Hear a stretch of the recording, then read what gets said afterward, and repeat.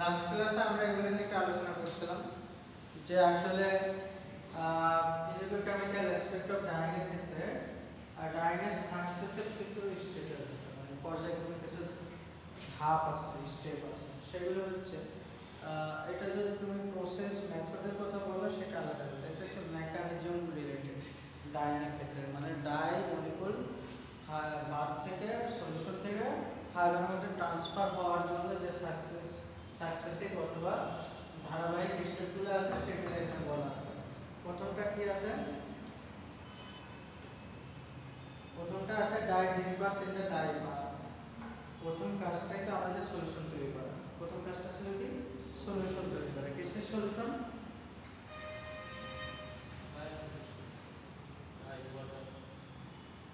প্রথম কাজটা হচ্ছে আমাদের ডাই সলিউশন করা, তাই না? আচ্ছা, নরমালি ডাই মলিকুল আমরা একটা ক্লাসে একটা ডাইসের স্ট্রাকচার রাখাইছিলাম, মনে আছে? একটা ডাইসের স্ট্রাকচার রাখাইছিলাম।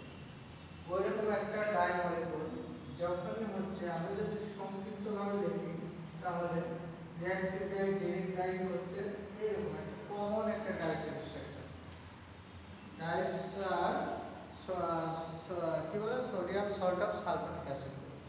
আচ্ছা, এরকম এর সাথে আমরা কি করতে পারি? এই টাইপের ডাইস স্ট্রাকচারটা, কারণ সালফানিক গ্রুপ আমরা দিছিলাম না, মনে আছে? সলুবলাইজিং গ্রুপ SO3 Na, এটা আছে সলুবলাইজিং গ্রুপ, আর পুরো এটাকে আমরা ডাইসের অ্যারোমেটিক স্ট্রাকচার কনসিডার করতেছি। তা এই ধরনের একটা ডাইস মলিকুলকে যদি আমরা পানিতে দেই, কোথায় দেব? পানিতে দিই, তাহলে এটা কি হয়? আয়োনাইজ হয়। আয়োনাইজ কিভাবে হয়? নেগেটিভ পজিটিভ পার্টটা সেপারেট হয়ে যায়, সেপারেট হয়ে সলুবল হয়, দ্রবীভূত হয়। নর্মালি হচ্ছে ডাইসটা যখনই কোনো লিকুইড অথবা অ্যাকুয়াস ডিসপারশনে দিবা তখন সেটা কি হয়? আয়োনাইজ হয়। এবং আয়োনাইজ হয় কি হয়? মলিকুলার ফর্মে থাকে অথবা পার্শিয়ালি আয়োনাইজ স্টেজে থাকে। মলিকুলার ফর্মে কলোইডাল আকারেও থাকতে পারে, যেমন হচ্ছে এরকম, এই পুরো মলিকুলটাই এভাবে থাকতে পারে, অথবা কি হতে পারে? এভাবে আয়োনাইজ স্টেজে থাকতে পারে। তাহলে ডাইস যখনই পানিতে দিবা, সলিউশন তৈরি করবা, স্টেজ কয়টা? দুইটা। একটা হচ্ছে এটা আয়োনাইজ হয়ে সলিউবল ফর্মে থাকতে পারে অথবা কলোইডাল অবস্থায় মলিকুলার আকারেও থাকতে পারে। যেমন হচ্ছে তোমার ডিসপার্স ডাইস, এটা হচ্ছে তোমার নরমালি কি হয়? ওয়াটার ইনসলিবল, ওয়াটার ইনসলিবল, যেমন ভ্যাট ডাই, ওয়াটার ইনসলিবল, এগুলো হচ্ছে পানিতে দ্রবীভূত হয় না, আয়োনাইজ স্টেটে যায় না, কিন্তু এটা কখন মানে কলোইডাল আকারে, সাসপেনশন আকারে থাকে। এরপর আসো সেকেন্ড যেটা, সেটা হচ্ছে ডাই ইন্টার ডিফিউশন লেয়ার।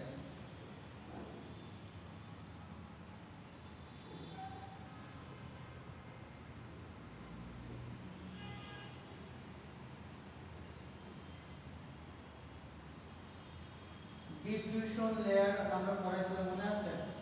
তিনটা স্টেজের কথা বলছিলাম, তিনটা জোনের কথা বলছিলাম, মনে আছে? একটা হচ্ছে তোমার ফ্লো জোন, একটা হচ্ছে ডিফিউশন জোন, আর একটা হচ্ছে তোমার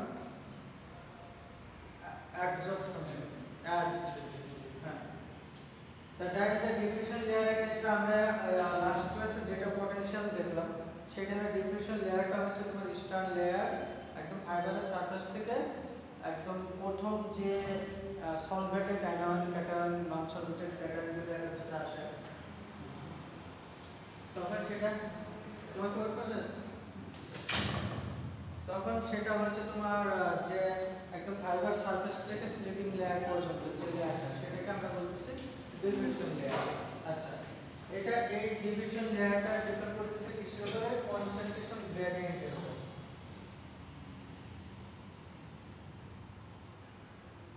কনসেন্ট্রেশন গ্রেডিয়েন্টটা হচ্ছে কি? জাস্ট হচ্ছে হায়ার কনসেন্ট্রেশন থেকে লোয়ার কনসেন্ট্রেশন থেকে ডিক্রিজ হয়ে যাওয়া।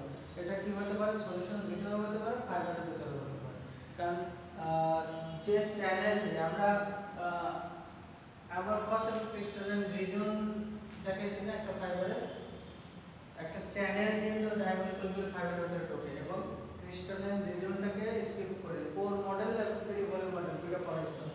একটা চ্যানেল নেটওয়ার্ক, যে চ্যানেলে ঢুকতে থাকে সেখানে কনসেন্ট্রেশন অনেক বেশি থাকে, এরপর সেটা পুরো ফাইবারের মধ্যে টোটালটা ফাইবারের মধ্যে ডিসপার্স হয়ে যায়, ডিফিউজ হয়ে যায়। আচ্ছা, এরপর দেখো ডাইরেক্ট ইলেকট্রিক্যাল ডাবল লেয়ার।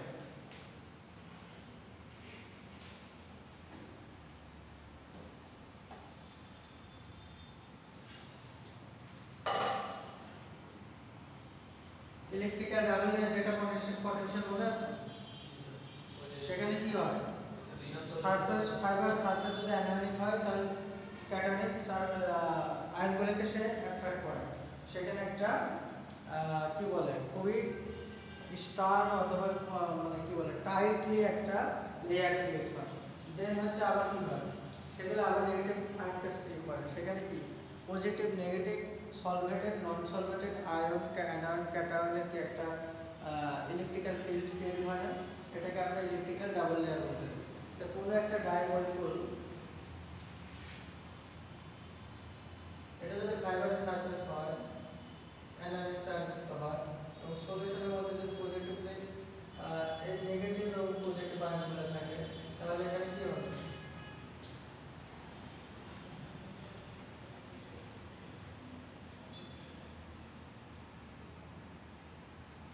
তাহলে ফাইবার সারফেসটা কি নিউট্রাল হয়ে গেল না, পুরোপুরি নিউট্রাল হয় না, আবার এই নেগেটিভ আয়ন যেগুলো আছে সেগুলো এখানে আসতে থাকে।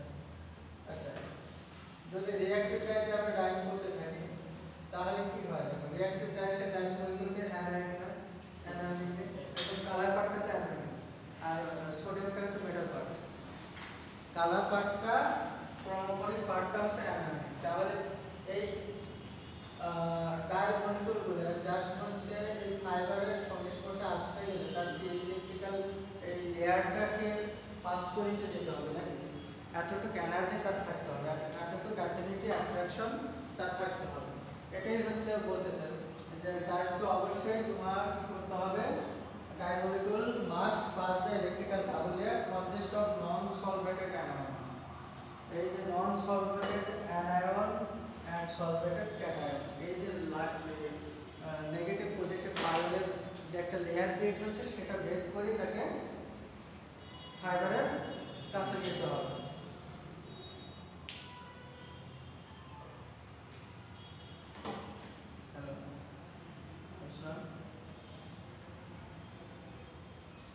কে বলছেন?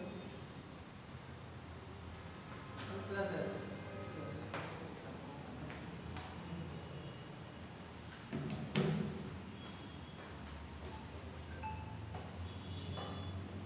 আচ্ছা, ইলেকট্রিক্যাল ডাবল লেয়ার হলো এবং এই ইলেকট্রিক্যাল ডাবল লেয়ারের থিকনেস কত, 1 ন্যানোমিটার, 1 ন্যানোমিটার। বুঝতে পারছো কত ছোট, কত ছোট বলো তো, 1 মিটারে 10 to the power 9, 10 to the plus 9 metre, তাই তো? খুবই ক্ষুদ্র, তাই না? ফাইবারই তো অনেক ক্ষুদ্র, তারপরে তার মধ্যে এত মেকানিজম আমরা করতেছি। এরপর দেখো dye absorb the fibre surface, যখন ইলেকট্রিক্যাল ডাবল লেয়ার বের করে ফাইবারটা এখানে আসলে সেটাকে আমরা বলতেছি dye absorb by the fibre surface.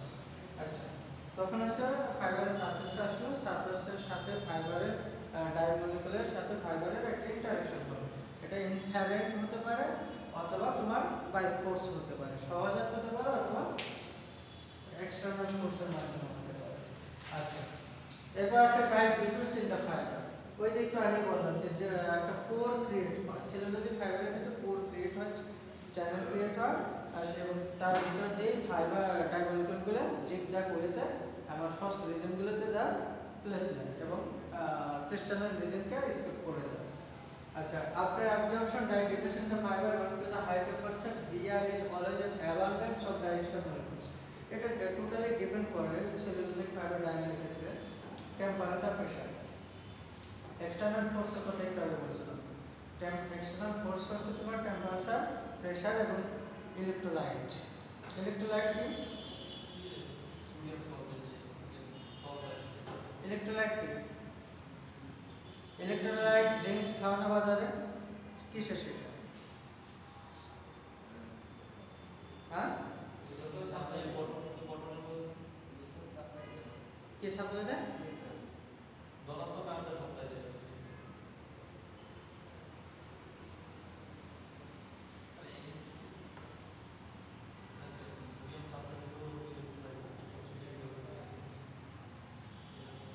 ইলেকট্রোলাইটের কাজটা কি?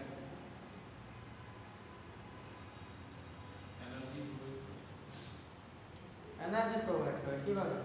চার্জ ক্রিয়েট করে। চার্জ, শরীরে চার্জ ক্রিয়েট করে, তাই না?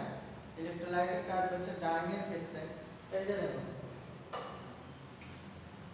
কটন ফাইবারের সারফেস চার্জ কি? কটন সেলুলোজের সারফেস চার্জ কি? ঋণাত্মক। আচ্ছা, রিঅ্যাক্টিভ ডাইসের চার্জ কি? ঋণাত্মক। ঋণাত্মক কি হয়? রিপালশন হয়। রিপালশনের বাংলা কি? বিকর্ষণ হয়। তাই সেই ক্ষেত্রে রিঅ্যাক্টিভ ডাই দিয়ে আমরা যদি সেলুলোজিক বিশেষ করে কটন ফাইবার ডাই করতে পারি, তাহলে পসিবল ডাই ফাইবার ইন্টারঅ্যাকশন হবে? হবে না। এই জন্য আমাদের প্রচুর পরিমাণ ডাই ফ্যাক্টরিগুলোতে দেখবা তোমরা যারা যেখানে গেছিলে এবং যে ল্যাবের ইয়াতে সল্ট দেওয়া হয়, গ্লোবাল সল্ট দেওয়া হয়, সোডিয়াম ক্লোরাইড দেওয়া হয় না, কারণ সোডিয়াম ক্লোরাইডের স্ট্রেংথ অনেক বেশি, খুব বেশি পরিমাণে ইলেকট্রোলাইটস ক্রিয়েট করে, চার্জ ক্রিয়েট করে, যে কারণে পেনিট্রেশন বেশি হয়, শেড লেভেল হয়। এবং সোডিয়াম ক্লোরাইডের মধ্যে ক্লোরিন আছে, যেটা এনভায়রনমেন্ট ফ্রেন্ডলি না, হেলথ হ্যাজার্ডাস। আচ্ছা, এই জন্য হচ্ছে তোমার এই যে নেগেটিভ গুলো, তাহলে এটার অ্যাট্রাকশন বাড়ানোর জন্য এটাও একটা এক্সটার্নাল ফোর্স হিসেবে কাজ করে। এই electrolyte global salt external force হিসেবে কাজ করতেছে। কারণটা হচ্ছে তাদের মধ্যে এক ধরনের অ্যাফিনিটি ক্রিয়েট করার জন্য। তখন কি করা হয়, ইলেকট্রোলাইট সোডিয়াম প্লাস ক্লোরিন এটা কি করে, জাস্ট হচ্ছে এই সোডিয়ামটা এটাকে পার্শিয়ালি ফাইবার সারফেসকে পার্শিয়ালি পজিটিভ করে দেয় অথবা নিউট্রাল করে দেয়, পার্শিয়ালি পজিটিভ করে দেয় অথবা নিউট্রাল করে দেয়। তখন কি হয়, এই ঋণাত্মক ডাইমোলিকুলগুলো তখন এর সারফেস কন্ট্যাক্টে আসে, ফাইবারের সারফেস কন্ট্যাক্টে আসে। এরপরে দেখো, তারপরে টেম্পারেচার দেওয়া হয়। টেম্পারেচারটা কি করে, ওই যে আমার ফার্স্ট ক্রিস্টালাইন রিজনের যখন ফ্রি ভলিউম মডেলগুলো করেছিলাম, কোর মডেলগুলো করেছিলাম, তখন টেম্পারেচারটা এখানে কি করতেছে, জাস্ট হচ্ছে তোমার অ্যাটমের যে এক্সাইটমেন্টের কথা বলেছিলাম, মুভমেন্টের কথা বলেছিলাম, এই জিনিসগুলো হচ্ছে ওই মেকানিজমটা টেম্পারেচার এখানে ফোর্স ক্রিয়েট করতেছে। আর পাশাপাশি হচ্ছে অ্যাফিনিটি, অ্যাট্রাকশন এগুলো বৃদ্ধি পাচ্ছে, ডাইং হচ্ছে। আচ্ছা, এরপর দেখো ডাই ফিজিক্যালি আর chemically bond in the fibre. Finally কি আছে, ফিজিক্যাল or chemical bond।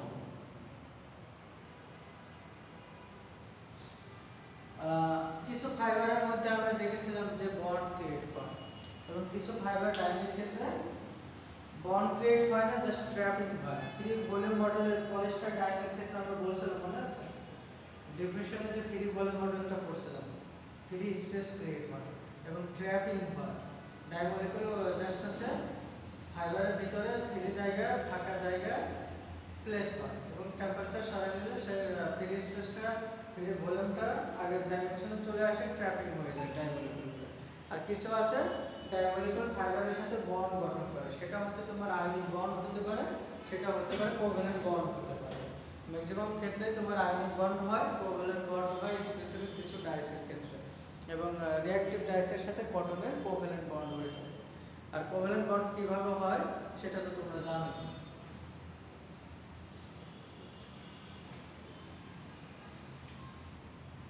আচ্ছা, এখানে দেখো কি কত ধরনের বন্ড হয়, দেখো শর্ট লিঙ্কেজ অথবা আয়নিক বন্ড, ঠিক আছে। তারপর দেখো তোমার coordination linkage, hydrogen bond, covalent bond, ওই যে first cellulose fibre physical forces dispersion, এখানে দেখা দেওয়া আছে সিএফ, ইডিএল আর হচ্ছে সিএস। এটা হচ্ছে তোমার কনসেন্ট্রেশন অফ ডাইস। এই যে এটা দেখো, প্রথমে যখন ডাইসটা দেওয়া হয়, যে জায়গাতে দেওয়া হয় সেখানে কনসেন্ট্রেশন অনেক disperse হয়, disperse into the solution অথবা লিকুইড। এরপর সেটা প্রয়োজন পার হয়ে এটা কি করে তোমার হচ্ছে অ্যাবজর্পশন জোনে আসে। অ্যাবজর্পশনের জোনে দেখো কি আছে, এটা নেগেটিভ হলে এটা পজিটিভ, আবার নেগেটিভ একটা electrical double layer field create করে। দেন ডায়মন্ড এটা পাস করে ফাইবারের সারফেসে আসে এবং সেখান থেকে তোমার ইলেকট্রোলাইট, টেম্পারেচার, প্রেসার এবং ইনহেরেন্ট অ্যাফিনিটির কারণে, ইন্টারঅ্যাকশনের কারণে ডায়মন্ড ফাইবারে ঢোকে এবং ঢোকার পরে যে চ্যানেল অথবা পোর দিয়ে ডায়মন্ড ঢুকতে থাকে সেখানে কনসেন্ট্রেশন অনেক বেশি থাকে এবং কনসেন্ট্রেশন গ্রেডিয়েন্টের মাধ্যমে হায়ার কনসেন্ট্রেশন থেকে লোয়ার কনসেন্ট্রেশনের দিকে ডায়মন্ডগুলো পুরো ফাইবারের মধ্যে ডিফিউশন হয়ে যায়। এই ডিফিউশন যদি ঠিকমতো না হয় তাহলে ডাইন আনলেভেল হবে। এই তো এটা সিম্পল মেকানিজম। আচ্ছা, এখানে কনসেন্ট্রেশন সিএস এর concentration of dye in fibre আর concentration of dye in the solution, EDL হচ্ছে ইলেকট্রিক্যাল ডাবল লেয়ার, ডিএল হচ্ছে ডিফিউশন লেয়ার।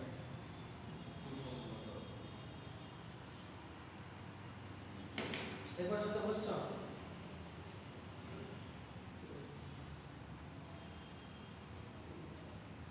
বুঝো নাই? কিছুই বোঝো নি? আমি শুরু থেকে অনেকটা এই ধরনের কথা বলতেছি, কিছু একটা দুইটা টার্ম নতুন আছে, বাকি সব রিলেটিভ। টাইম মেকানিজমের পুরোটাই একই টাইম। দেখো ডাইংয়ের যতগুলো থিওরি আছে, থিওরিগুলোকে যদি আমরা ক্লাসিফাই করি কয়েকটা থিওরিতে ক্লাসিফাই করতে পারি। দেখো, এক নম্বর হচ্ছে ফিজিক্যাল থিওরি, দুই নম্বর হচ্ছে chemical theory, physical chemical theory, তারপর তিন হচ্ছে ফিজিকো কেমিক্যাল থিওরি, চার হচ্ছে ফাইবার কমপ্লেক্স থিওরি, পাঁচ হচ্ছে সলিড সলিউশন থিওরি, ছয় হচ্ছে মেকানিক্যাল আর পিগমেন্ট থিওরি। কয়টা ক্যাটাগরি? ওভারঅল পুরো ডাইং প্রসেসটাকে যদি আমরা কয়েকটা থিওরিতে ভাগ করি তাহলে ছয়টা থিওরিতে বলতে পারি। প্রথম থিওরিটা হচ্ছে দেখো তোমার ফিজিক্যাল থিওরি। আচ্ছা, এই ফিজিক্যাল থিওরিটা হচ্ছে ফিজিক্যাল অ্যাট্রাকশন, অ্যাট্রাকশন, ইন্টারঅ্যাকশন। তুমি যদি একটু দেখো, এখানে একটু পড়ে দেখো, ডাইসালফাইড অ্যাট্রাকশন আর physically retained by fibre through hydrogen bond or van der Waals force or covalent bond. Physical অ্যাট্রাকশনটা কি হচ্ছে? ফাইবারের সাথে ডাইমোলিকুলার বন্ড, কেমিক্যাল বন্ড গঠন হচ্ছে, ঠিক আছে? ফাস্টনেস অফ ডাই, ধরো ফাস্টনেস মানে উজ্জ্বল, ফাস্টনেস, ফাস্টনেসের বাংলা কি? উজ্জ্বল, কি? উজ্জ্বল, হ্যাঁ, উজ্জ্বল, বাষ্প বাড়া বইলা কি? উজ্জ্বলতা, উজ্জ্বলতা। ফাস্টনেস কি? স্যার ফাইবারটা তার এই টাইপ অফ মানে কি বলবো ধরে রাখতে হবে।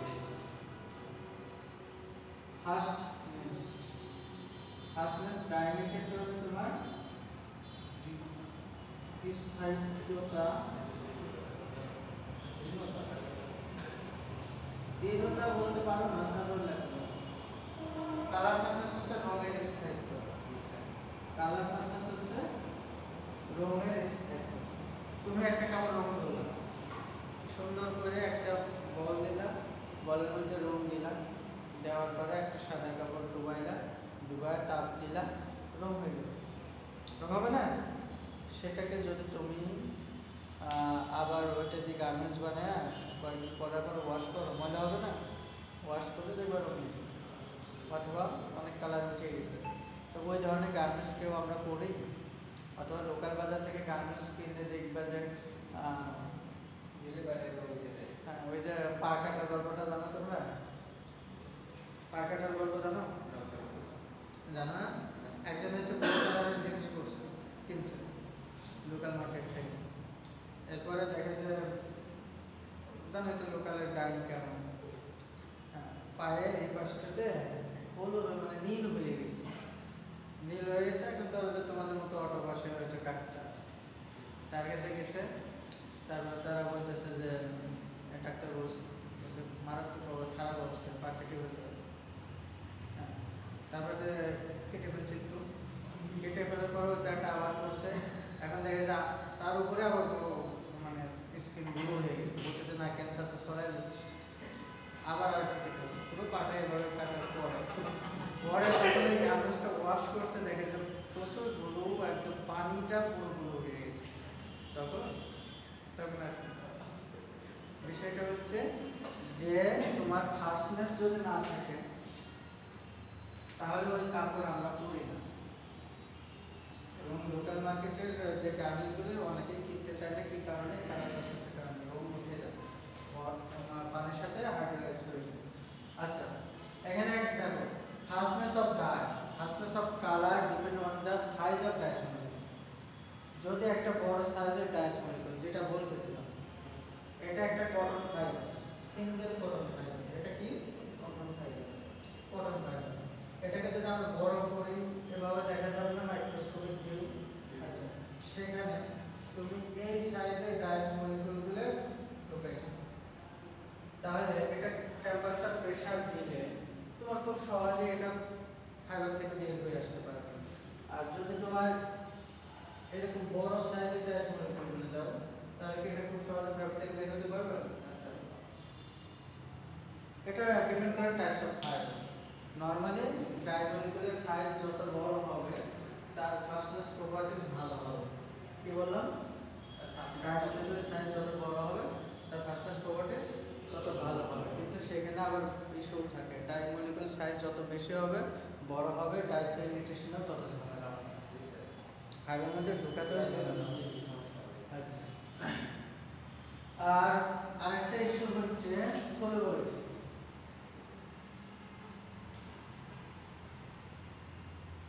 এগুলো আমি কেন পড়াচ্ছি, এর মধ্যে কিছু কিছু নতুন টার্ম আছে যেগুলো একটু জানা দরকার। মোটামুটি এগুলো সব কথা আমার বলা হয়ে গেছে বিগত ক্লাসগুলোতে।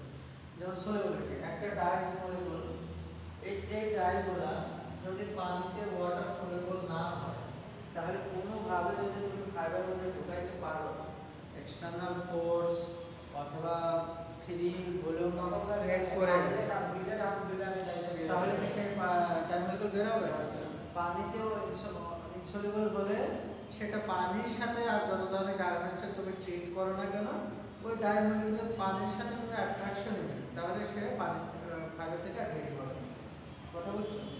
দুইটা ইম্পর্টেন্ট জিনিস হচ্ছে কালার ফাস্টনেসের জন্য, একটা হচ্ছে ডাই ফাইবারের ইন্টারাকশন, তিনটা ডাই ফাইবারের ইন্টারাকশন, তারা কেমিক্যালি বন্ড গঠন করে কেন, তারা লিঙ্কেজ করে কেন, আর দ্বিতীয় হচ্ছে তোমার ডাই মলিকুল সাইজ, তৃতীয় হচ্ছে সলিউবিলিটি অফ ডাইস মলিকুল।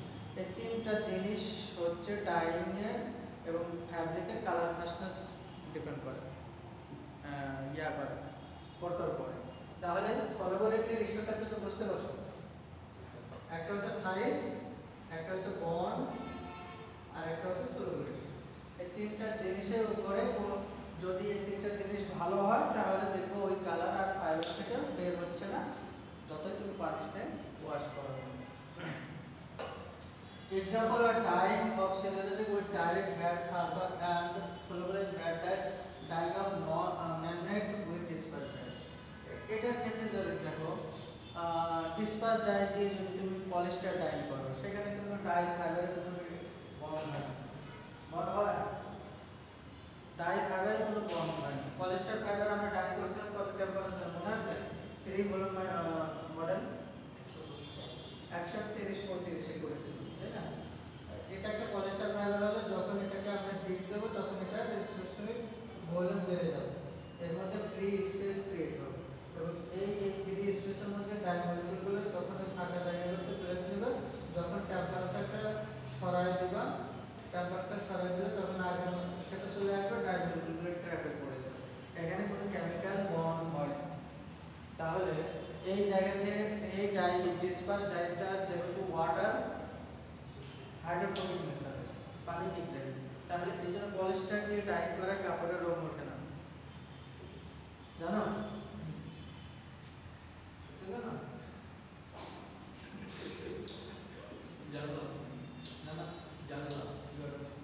তাহলে হচ্ছে পলিস্টার সিনথেটিক যত ফাইবার আছে, সিনথেটিক যত কাপড় আছে, ডাই করার টেম্পারেচার বেশি লাগে, কিন্তু ডাই ডিকাম পার্সেন্টেজ অনেক বেশি, 95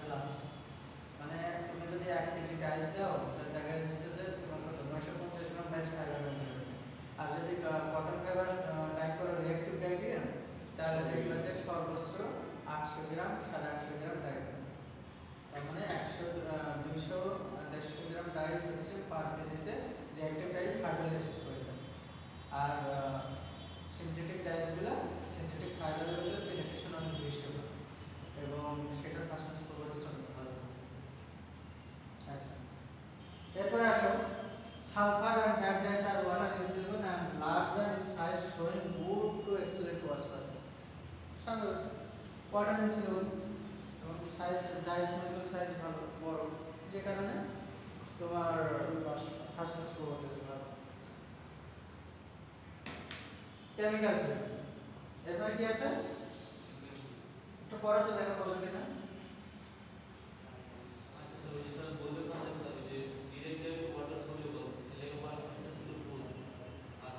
হ্যাঁ, ডিরেক্ট ডাই ওয়াটার সলিউবল এবং ফাস্টনেস প্রপার্টিস খারাপ, যে কারণে ডিরেক্ট ডাই খুব বেশি একটা ইউজ হয় না এবং এই লিমিটেশনের কারণে রিঅ্যাক্টিভ ডাই ডেভেলপ করা হয়।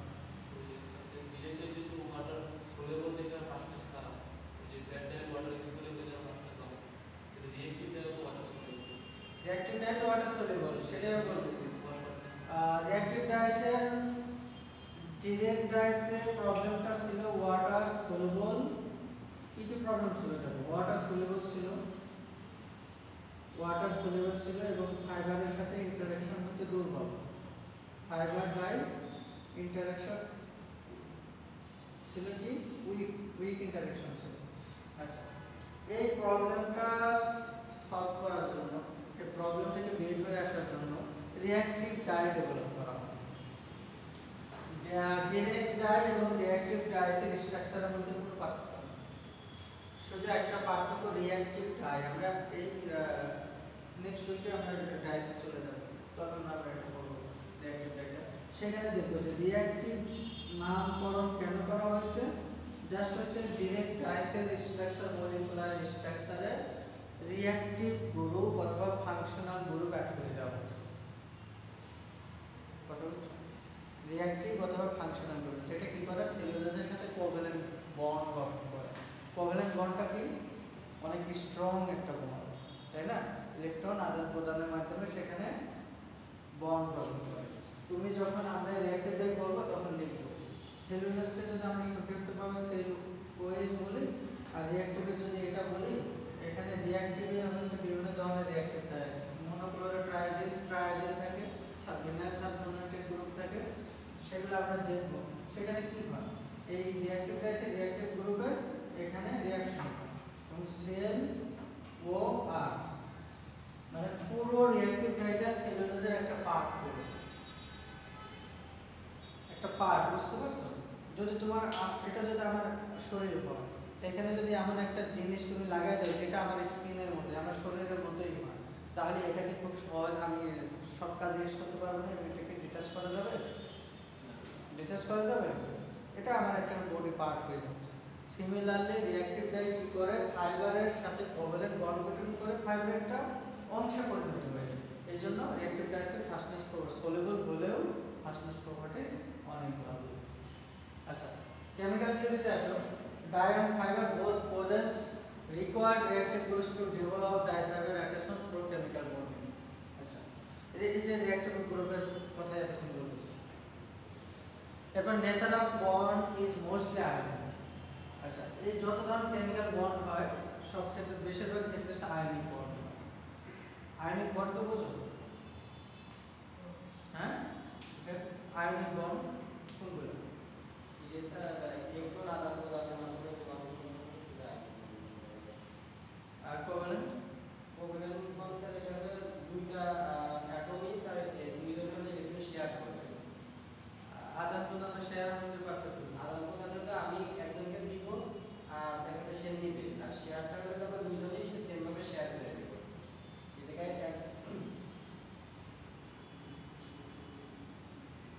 একটা হচ্ছে তোমার আয়নিক বন্ড আর একটা হচ্ছে তোমার কোভ্যালেন্ট বন্ড।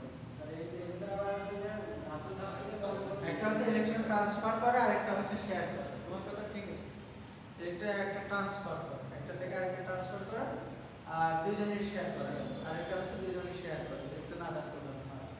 আচ্ছা, এরপরে হচ্ছে তোমার fastness of dyeing depends upon number of reactive site. একটু আগেই বললাম, এই যে রিঅ্যাক্টিভ ডাই কেন নামকরণ করা হয়েছে, রিঅ্যাক্টিভ গ্রুপ থাকার কারণে, তাই না?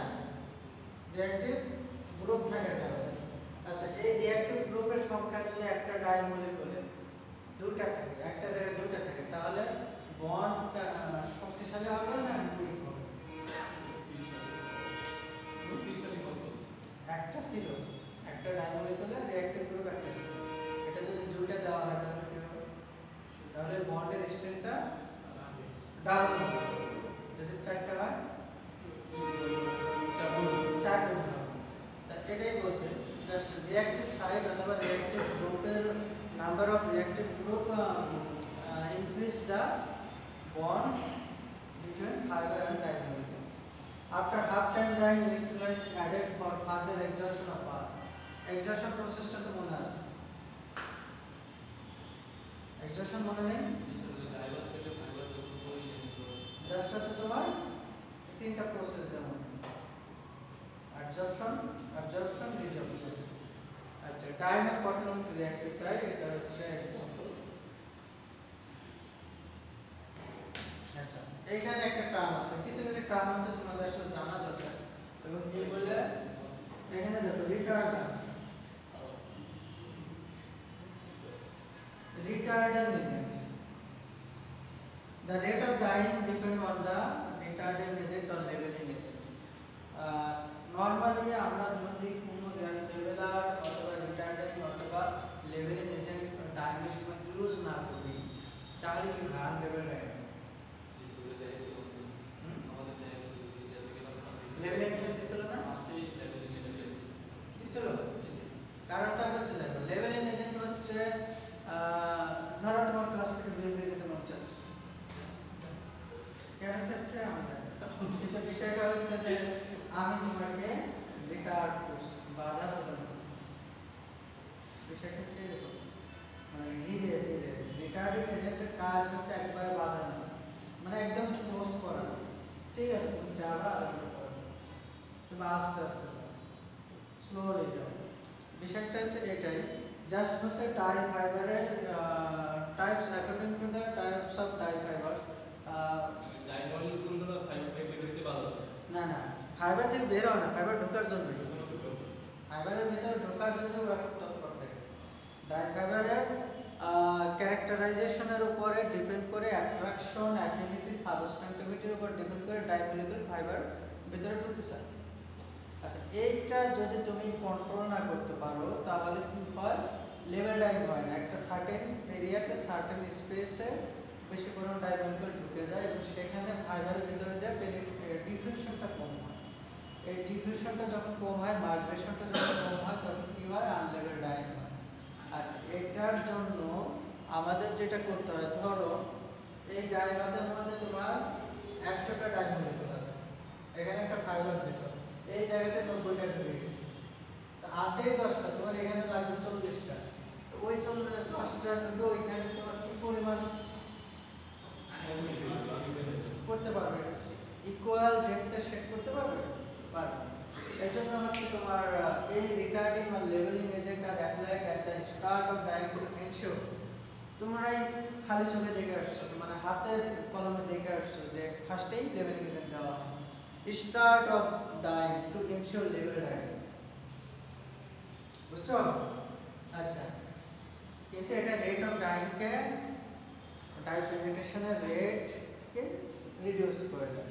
এখন যদি একটা ডাইং কমপ্লিট হতে যদি 60 মিনিট লাগে, সেখানে তোমার নর্মালি যদি 60 মিনিট লাগে, সেখানে যদি আমার 70 মিনিট লাগে এই লেভেলিং এজেন্ট দেওয়ার কারণে, আমার সমস্যা নেই, কারণ 60 মিনিট দিয়ে যদি কাপড়টাই নষ্ট হয়ে যায়, আমার ডিজায়ার্ড শেড যদি প্রডিউস না হয়। আচ্ছা ডাইং অফ ওল উইথ অ্যাসিড ডাই, এটা একটা example, example of ionic attachment. এটা দেখো আমরা সিল্ক ডাই করি অ্যাসিড অথবা অ্যাসিড ডাই দিয়ে, অ্যাক্রাইলিক ডাই করি অ্যাসিড ডাই দিয়ে, অ্যাক্রাইলিক জুট এগুলো আমরা অ্যাসিড ডাই দিয়ে ডাই করি। আচ্ছা তারপর হচ্ছে তোমার nylon acid die, cationic die, যেমন পলিস্টারকে আমরা অ্যাসিড ডাই দিয়ে করতে পারি, ডিসপার ডাই দিয়ে করতে পারি। আচ্ছা dye of cotton with reactive dye is a case of covalent bond formation between dye and fibre. Reactive dye দিয়ে কটন ফাইবার ডাই করাই মানে সেখানে কোভালেন্ট বন্ড হবে। স্যার আজকে আমাদের শেষ করে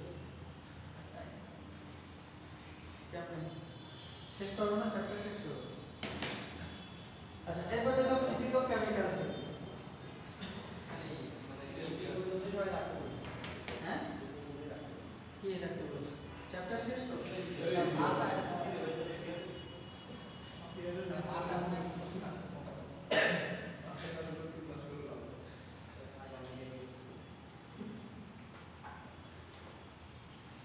দেখলে তো এক দেড় ঘন্টা পরে কত সময় নিয়ে আমার ক্লাস দেখো, এটা পড়ো, তোমরা পড়ো, কে আছে জোরে জোরে পড়ো। হ্যাঁ পড়ো পড়ো জোরে পড়ো দেখো। Physico-chemical theory. হ্যাঁ Dyes are applied to form physical bonds with fiber. To improve fastness of dye textile, size of the dye, the molecules of is increased by reacting the dye. Oil on textile. Chemically, with some other external chemicals or dye known as after treatment. On component.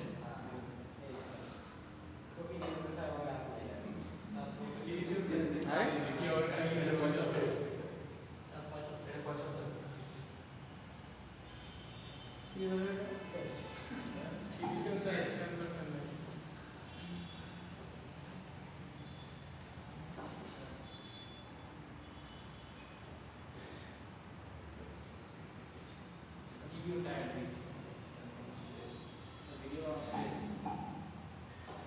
কই kids test চলে আসছে।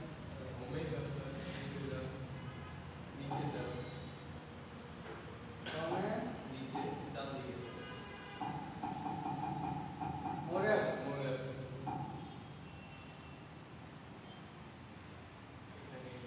Movie আসলে যে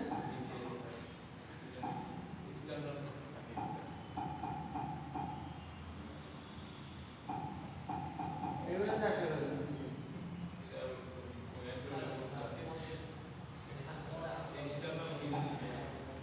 হ্যাঁ না না class শেষ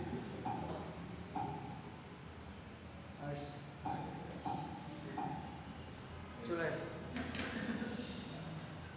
দেখো সিম্পল একটা জিনিস এখানে বলা আছে, ধরো তুমি ডাইট করে শেষ করে ফেললাম, কাপড় ডাইট করে ফেললাম, এখন তুমি জানো যে এই ডাইট দিয়ে কাপড় রং করলে মাসনাস প্রপার্টিস ভালো হয় না, তখন কি করতে হয়? তোমরা কি দেখেছো যে ওখানে ফিনিশিং প্রসেস করে, আফটার ট্রিটমেন্ট প্রসেস করে? এটা ফিজিক্যাল এবং কেমিক্যাল দুটো কম্বাইন্ড। আচ্ছা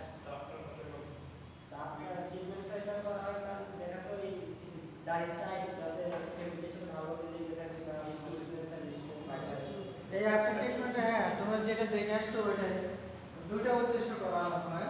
ধরো এই কাপড়টা ডাইং করো, তাহলে এই কাপড়টা ডাইং করছো, ডাইস মলিকুল ভিতরে ঢুকছে, কিছু ডাইস মলিকুল সারফেসে থাকে না, সারফেসে থাকে না, এইগুলোকে বলে আনফিক্সড। এই দেখে বলে থাকে আনফিক্সড ডাইস, এগুলো থাকে হচ্ছে সারফেসের গায়ের উপরে আনফিক্সড থাকে, ফিক্সড হয় না, মানে বন্ড গঠন করে না। এই ধরনের ডাইসগুলোকে রিমুভ করার জন্য আমরা কি করি?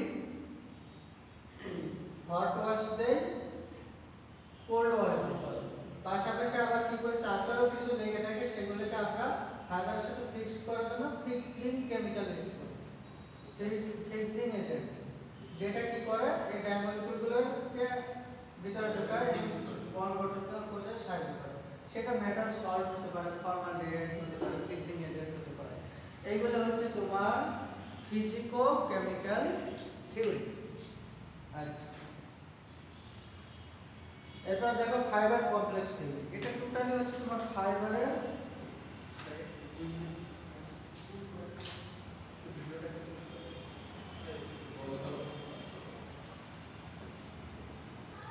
ম্যাট্রিক্স বোঝো? ম্যাট্রিক্স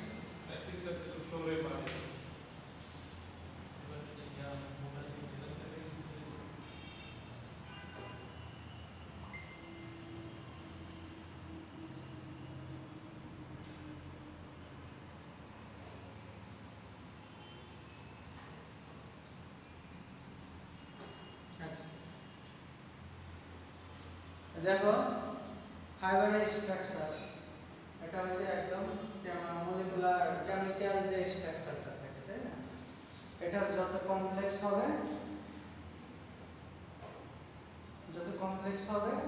ডাইনের ইয়াটা কেবল তত কমপ্লেক্স হবে।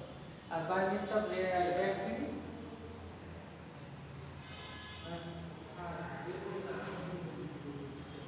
আচ্ছা আমি শেষ করতেছি।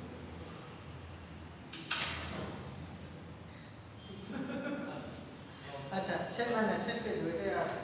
আচ্ছা দেখো by nature of reacting to different chemical charges favorable to dye of cotton with insoluble as well as mineral oxidation and colors. এটা ডিপেন্ড করতেছে কোন ধরনের ফাইবারে কোন ধরনের ডাইস দিয়ে আমি যদি ডাই ফাইবারের ইন্টারঅ্যাকশন অ্যাফিনিটি না থাকে তাহলে সেক্ষেত্রে তোমার থিওরিটা হচ্ছে কমপ্লেক্স এবং সেখানে এক্সটার্নাল ফোর্সের তোমার প্রয়োজন হচ্ছে। আচ্ছা সলিড সলিউশন থিওরি আমরা নরমালি দুটো ডাইটা হয়ে থাকে দুটো ফেজ, একটা হচ্ছে লিকুইড আর একটা হচ্ছে সলিড। সলিডটা কোনটা? টেক্সচার ম্যাটেরিয়াল, আর লিকুইড তো সলিউশন ডাইস সলিউশন। আচ্ছা আর when dye is applied under suitable condition it gas passes inside the fiber resulting in solid solution mechanism. Dye stuff হ্যাঁ dye stuff ডাই স্টাফটা হচ্ছে dice, colour এবং ডাইসকে আমরা die staff বলে দিচ্ছি, এটা বহু বস্তু। আর এটা দেখে নিও আর কি শেষ। পিগমেন্ট মেকানিক্যাল থিওরিটা হচ্ছে তোমার এই ধরনের ডাইসের এটা হচ্ছে ফাইবার সারফেস এবং এখানে তোমার হচ্ছে ফাইবার সারফেসে ডাই ফাইবারের কোনো ধরনের অ্যাট্রাকশন থাকে না, কোনো ধরনের অ্যাট্রাকশন থাকে না। যখন প্রিন্টিং করা হয়, পিগমেন্টে প্রিন্টিং করা হয় এবং পিগমেন্টের একটা বড় সমস্যা হচ্ছে এটা বাইন্ডার লাগে। এখানে হচ্ছে বাইন্ডার লাগে, আলাদা ধরনের কেমিক্যাল লাগে ডাই ফাইবারের সাথে কেমিক্যালটা ডাইসটাকে অ্যাড করে রাখার জন্য, আলাদা কেমিক্যাল দিয়ে ফাইবারের সারফেসের ডাইসগুলোকে আটকে রাখার জন্য। আচ্ছা এটা লাস্ট ক্লাসেও আমি নেক্সট ক্লাসেও আরেকটা ভিডিও করে দেবো, ঠিক আছে?